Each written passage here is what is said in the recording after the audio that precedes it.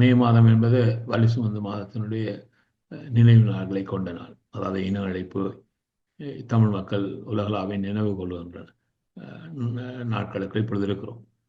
ஆகவே 16 ஆண்டுகள் கழிந்தாலும் அந்த இன அழிப்பின் வடுக்கள், அதில் நீதி வேண்டிய பயணத்தினுடைய தொடர்ச்சி என்பன தமிழ் மக்களுக்கு பல விடயங்களை தொடர்ச்சியாக சொல்லியே வருகிறது.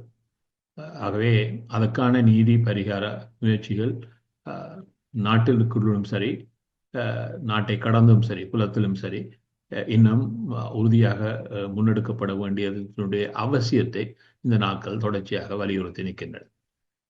அதே வேளையில் நீங்கள் சொன்னது போல இலங்கை தீவில் இந்த மாதத்தினுடைய முதல் வாரத்தில் நடைபெற்றிருக்கக்கூடிய இந்த உள்ளூராட்சி மன்ற சபைக்கான தேர்தல்களும் அது தொடர்ச்சியாக எழுக்கக்கூடிய அதிர்வலைகளும் தொடர்ந்த பல செய்திகளை சொல்லிய வண்ணமே இருக்கிறது.